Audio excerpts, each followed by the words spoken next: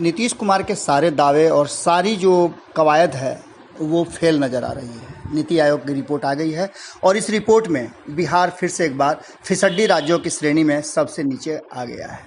आपको बता दें कि नीति आयोग के सतत विकास लक्ष्य, जिसे एसडीजी कहते हैं, भारत सूचकांक 2020 के में बिहार फिसड्डी है और केरल एक बार फिर से शीर्ष स्थान पर बरकरार है। आपको बता दें कि देश स्तर पर एडीजी स्कोर 220 में 6 अंकों के सुधार के साथ 60 से बढ़कर 66 अंक हो गया है। वहीं अगर बात करें बिहार की, तो बिहार फिर से एक बार पीछे खसक गया है।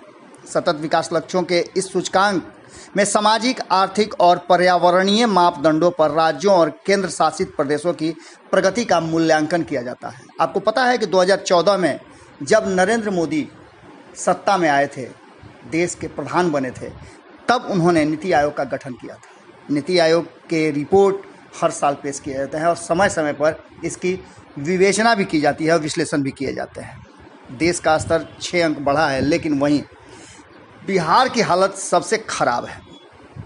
आपको बता दें कि इस रिपोर्ट के अनुसार केरल को 75 अंक के साथ शीर्ष पर रखा गया। वहीं दूसरे स्थान पर 74 अंकों के साथ हिमाचल प्रदेश है।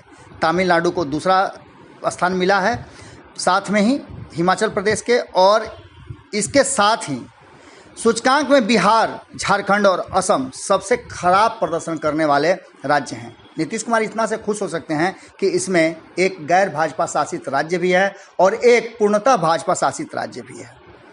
हम असम की बात कर रहे हैं और झारखंड की बात कर रहे हैं, लेकिन ये खुशी इस बात को पूरा नहीं कर सकती कि बिहार सबसे फिसड्डी राज्यों में है।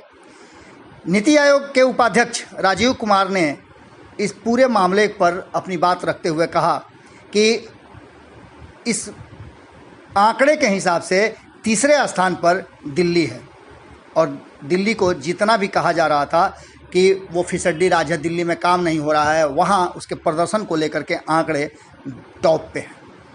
इन सब बातों को लेकर के जहाँ तक बात की जाए तो कई ऐसे इंडेक्स हैं जिस पर दिल्ली का नाम, जहां 2019 में 65 से 99 अंक का स्कोर हासिल करने वाले सबसे आगे रहने वाले राज्य एवं केंद्र शासित प्रदेशों की श्रेणी में था, वहीं आपको बता दें कि इस बार के आंकड़े में उत्तराखंड, गुजरात, महाराष्ट्र, मिजोरम, पंजाब, हरियाणा, त्रिपुरा, दिल्ली, लक्षद्वीप, अंडमान एवं निकोबार द्वीप समूह, जम्मू कश्मीर और लद्दाख ने 65 से 99 अंक के दायरे में स्कोर हासिल कर दौड़ में आगे रहने वाले राज्यों में स्थान प्राप्त किया है। आप समझ सकते हैं कि इन राज्यों में कितना ज़्यादा लगातार कई तरह की बातों के बाद भी बेहतर किया है। चंडीगढ़ और मेघालय भी कई क्षेत्रों में, स्वास्थ्य के क्षेत्र में अपने लक्ष्यों को हासिल कर गुजरात, वहीं दिल्ली क्रमशः उसी के पीछे पीछे चल रहा है और केंद्र शासित राज्यों की सूची में पहले स्थान पर रहा है। आपको बता दें कि गुणवत्ता शिक्षा के क्षेत्र में इन दोनों श्रेणियों में क्रमशः केरल और चंडीगढ़ सबसे ऊपर रहे हैं। गरीबी नहीं के लक्ष्य को प्राप्त करने में तमिलनाडु और दिल्ली शीर्ष पर रहे हैं। विषमताओं में कमी मामले में मेघालय और चंडीगढ़ ने सबसे अच्छा प्रदर्शन किया है। दोनों को 100 अंक मिले हैं। आपको बता दें कि इन सारे बातों को लेकर के नीति आयोग के सीईओ अमिताभ कांत ने कहा कि यह रिपोर्ट हमारे एसडीजी प्रयासों के दौरान तैयार की गई साझेदारी और उसकी मजबूती को दर्शाती है। एक तरफ जहां सभी राज्य कुछ न कुछ प्रगति कर रहे हैं, वहीं बिहार का ये आंकड़ा देख करके अब चिंताएं बढ़ने लगी हैं। इतना ही नहीं, लालू प्रसाद ने इस पूरे मामले पर अपनी प्रतिक्रिया दी है। उन्होंने इंडियन एक्सप्रेस को कोट करते हुए नीति आयोग के इस रिपोर्ट के बाद नीतीश कुमार पर तंज कसा है और कहा है, बधाई हो, आखिरकार 16 वर्षों की बिहार नाशक मेहनत से नीतीश ने बिहार को नीचे से टॉप करा दिया। अब देखने वाली बात होगी कि इसके बाद क्या कुछ सामने आता है।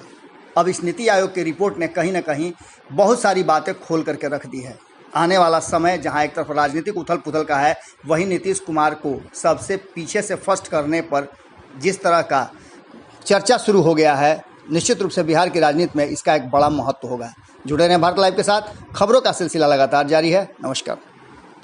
अगर ये वीडियो पसंद आई और वह बिहार के राजनीति और बिहारियत से सरोकार रखेनी तो सब्सक्राइब बटन दबा के चैनल के सब्सक्राइब कर ली। ओजे एगो घंटी बा, ओकरा बटन दबा देला से कुल सटीक और मारक खबर रुआ मुफ्त में मिल जाई।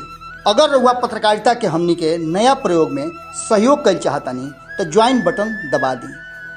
पेटीएम नंबर नोट कर ली 9386816700। धन्यवाद।